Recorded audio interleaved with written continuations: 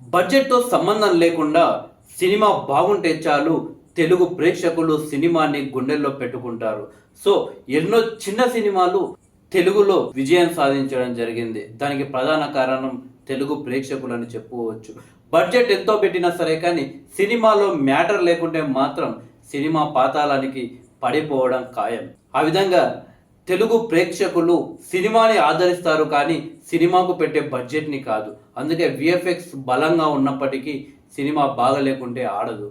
సినిమాలో విఎఫ్ఎక్స్ లేకున్నా కానీ సినిమాలో మ్యాటర్ ఉంటే తెలుగులో బాగా ఆడుతుంది. సో ఇక మన ఒక సినిమా గురించి మాత్రం తప్పకుండా మాట్లాడుకోవాలి. ఆ సినిమా భారీ బడ్జెట్ కానప్పటికీ ఆ సినిమాలో మ్యాటర్ మాత్రం చాలా అద్భుతంగా ఉందని చెప్పవచ్చు.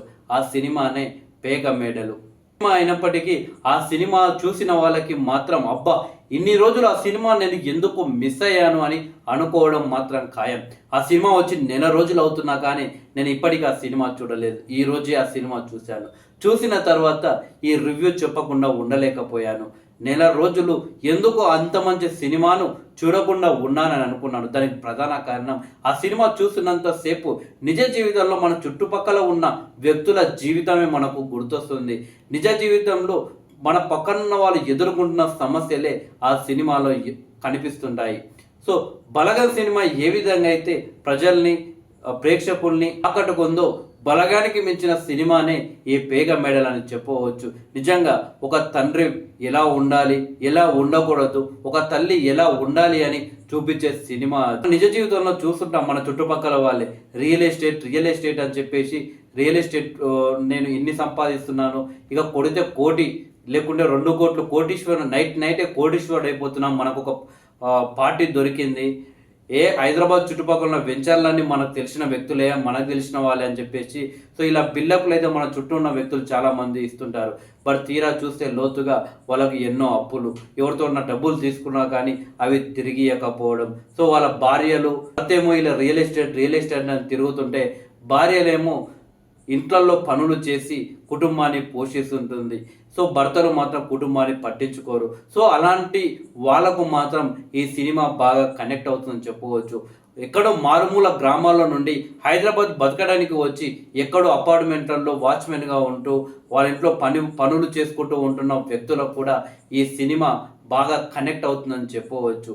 ఇంకొకటి ఏంటంటే తండ్రి ఏదైతే చేశాడో దానికి బాగా వారి పిల్లలు అట్రాక్ట్ అవుతారనే దానికి కూడా ఈ సినిమా ఉదాహరణ. దానికి ఒక ఉదాహరణ ఏంటంటే ఆ ఇంట్లో తండ్రి రోజు ప్యాకెట్ ఆడుతుంటాడు ఆన్లైన్లో. సో అది రోజు ఆ తండ్రి అంటే అబ్బాయి వాళ్ళ ఇంట్లో వాళ్ళ కొడుకు దాన్ని చూస్తూ ఉండడం, దానికి కూడా ఆ అబ్బాయి బాగా అట్రాక్ట్ కావడం, ఆయన తండ్రి చిన్నపిల్లల ముందు ఆడితే చిన్నపిల్లలు ఖరాబ్ అవుతారని పట్టించుకోకుండా ఆయన డైలీ ఆడడం, వాళ్ళ భార్య ఎంత చెప్పినా పట్టించుకోకుండా అలాగే ఆడుతుండడంతో ఓ రోజు పిల్లగాడు కొన్ని రోజులు స్కూల్కు వెళ్లకుండా నేరుగా ఎక్కడో మొత్తం ఒక దట్టి ఏరియాలో ప్యాకెటలు ఆడుతున్న వాళ్ళ దగ్గరికి రోజు ఆ పిల్లగాడు వెళ్ళి ఆ ప్యాకెటకు అతను కూడా కనెక్ట్ అవ్వడం జరుగుతుంది. సో ఆ విధంగా ఆ తల్లి తర్వాత అబ్బాయిని తీసుకొస్తారు అనుకోని ఆ విధంగా ఇంట్లో పేరెంట్స్ ఏదైతే చేస్తారో దాన్ని పిల్లలు చూసిరంటే దానికి బాగా కనెక్ట్ అయిపోతారు అనేది ఆ సినిమా ఉదాహరణ. ఆ తర్వాత అందులో హీరో ఎలాంటి పని చేతన కాదు, ఎక్కడ పని చేసినా 20 రోజులు నెల రోజులు కూడా సరిగా చేయడు, మొత్తం అబద్ధాలే. సో అలాగే ఒక అక్రమ సంబంధం హీరో కొంపముంచుతుందని చెప్పవచ్చు. మొత్తానికి సినిమా విషయానికి వస్తే ఆ సినిమా స్టోరీ మాత్రం నేను చెప్పదలుచుకోలేదు. ఎందుకంటే అంత మంచి సినిమా యొక్క స్టోరీ మనం చెబితే మీరు ఆ సినిమా చూస్తున్నంతసేపు ఆ మజా అయితే ఉండదు. కాబట్టి నేను చెప్పడం లేదు. మీరైతే తప్పకుండా ఆ సినిమా థియేటర్లో లేదు, ఓటీటీలో ఉంది. కాబట్టి మీరు ఆ సినిమాను తప్పకుండా చూడాలి. అంత మంచి సినిమాను ఎందుకు మిస్ అయ్యామో మనమంతా మాత్రం నాకు తెలియలేదు. ఆ సినిమాకు సంబంధించిన స్టోరీ కావచ్చు, డైలాగులు కావచ్చు, ఆ బీజిఎం కావచ్చు, అందులో ఒక స్లో మోషన్ సాంగ్ ఉంటుంది. అంటే ఆ సినిమాలో ఐటమ్ సాంగ్స్ లాంటివి మాస్ సాంగ్స్ కానీ ఇలాంటివి ఏమి ఉండదు. ఒక బీజిఎం టైప్ ఒక సాంగ్ ఉంటుంది. ఆ సాంగ్లో ఉన్న మీనింగ్ కావచ్చు ప్రతి ఒక్కరి గుండెలను టచ్ చేసిందని చెప్పవచ్చు.